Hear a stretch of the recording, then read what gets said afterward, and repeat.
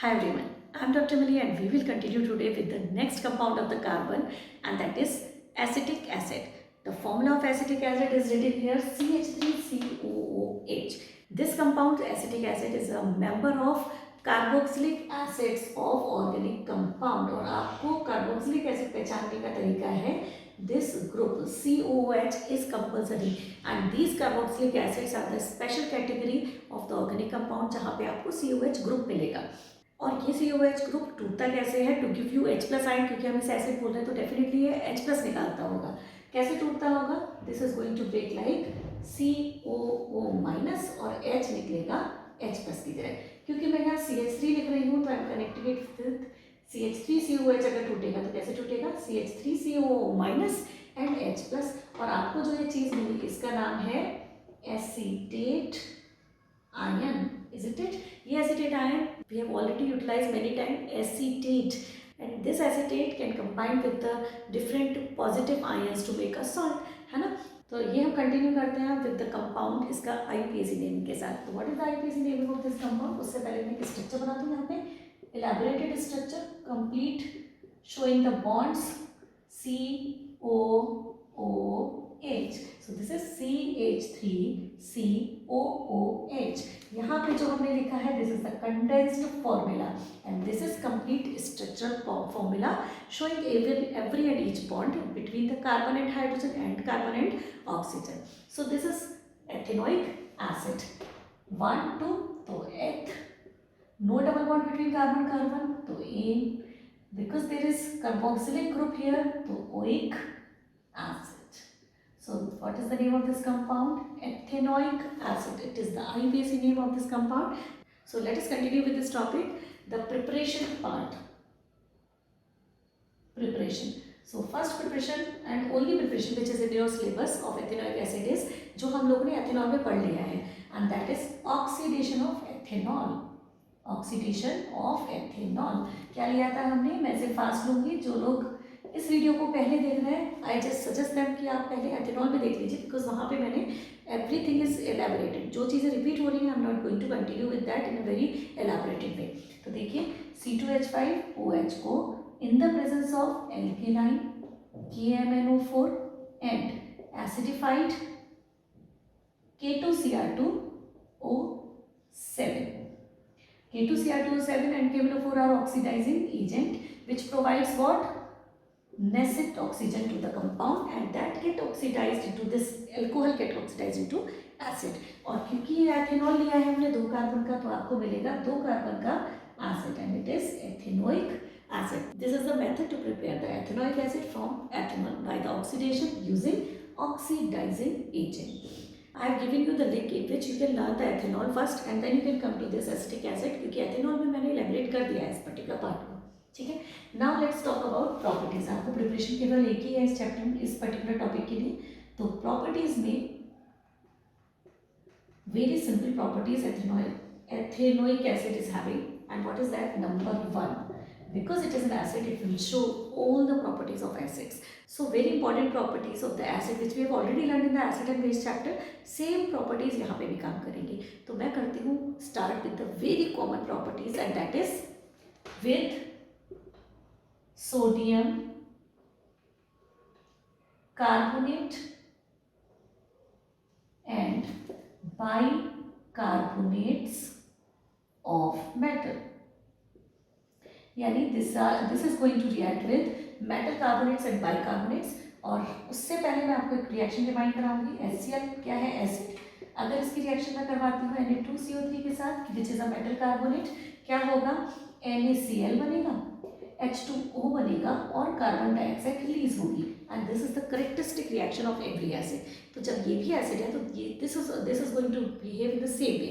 तो बस लिख दीजिए रिएक्शन CH3COOH का रिएक्शन विद सोडियम कार्बोनेट क्या बनेगा? इसका सॉल्ट मिलेगा, ठीक, वाटर मिलेगा और कार्बन डाइऑक्साइड मिलेगा। तो पहले मैं लिख रही हूँ वाटर, फिर लिखती हूँ carbon dioxide. Effervescences will come out, brisk effervescences, है ना। और यहाँ पे इसका that is positive part of this is this, positive part of this is this. Acetic acid breaks down like मैंने आपको ऑलरेडी बताया था CH3COO- एंड H+, तो एसीटेट आयन मिलेगा यहाँ पे and acetate minus and sodium plus will make sodium acetate, CH3COONE. This is what? Sodium acetate. ठीक है, सो आपको मिला same way salt, water and carbon dioxide. So this is how it reacts just like all the acids, all common acids. ठीक है, तो common सारी preparation show करेगा, property show करेगा which is shown by the acid. ठीक है, now let's take the another one. तो अगर ये एसिड है तो ये रिएक्ट करेगा with the metal. Second properties of acid was with metals. कौन से metals? placed above the hydrogen in the reactivity series to give out hydrogen gas.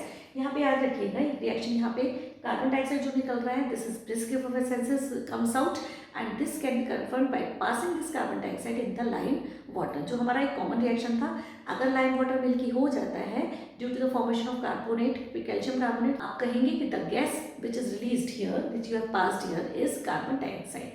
यहाँ पे हम बात कर रहे हैं विद मेटल. तो मेटल के लिए again I am taking acetic acid and I am reacting it with metal. Metal आप कोई भी लीजिए, आपको मैग्नीशियम ले लें.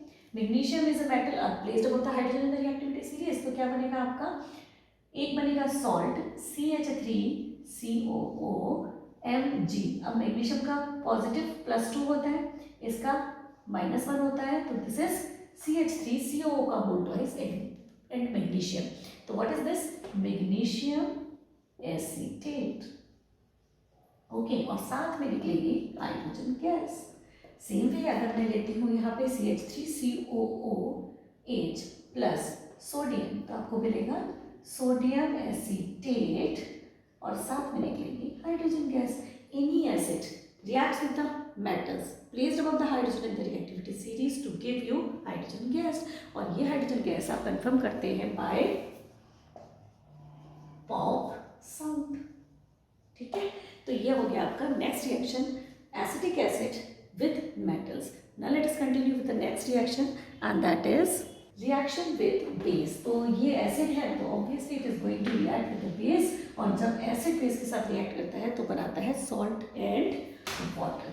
ठीक है, तो शुरू करते हैं, जल्दी से कंप्लीट करते हैं इसको, क्योंकि this is simple reaction which we have learn many times ना. With base. अब क्योंकि ये ले रही हूँ मैं CH3COOH एसिड, एसिटिक एसिड या ethanoic acid, and I am going to react it with a base which is a strong base, and this will happen what? H and OH will go out, CH3COO and K, CH3COOK और साथ में निकला water. Neutralisation reaction, formation of salt.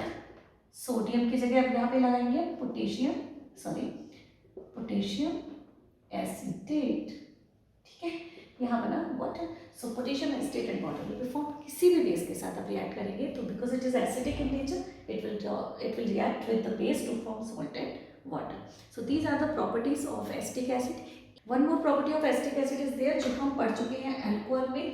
तो जैसे alcohol was reacting with the acetic acid to form the ester, same way ये भी आपका acetic acid है तो ये रिएक्ट करता है with the alcohol to form the ester.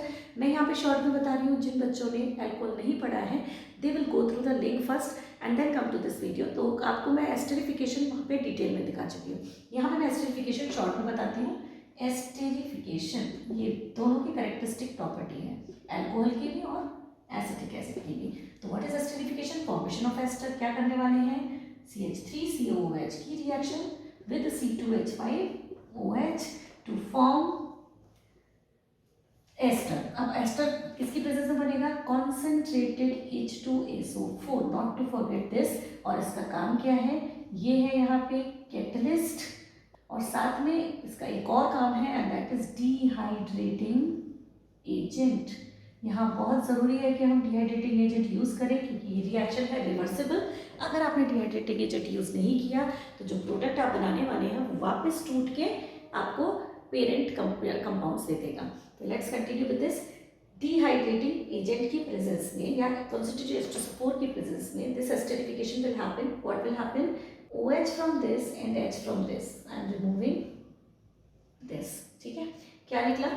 OH and H. तो पहली चीज़ जो निकली वो निकली वाटर एंड CH3CO OC2H5, यानी आपको मिला CH3CO, यहाँ से OC2H5, OC2H5, and this compound is called ester.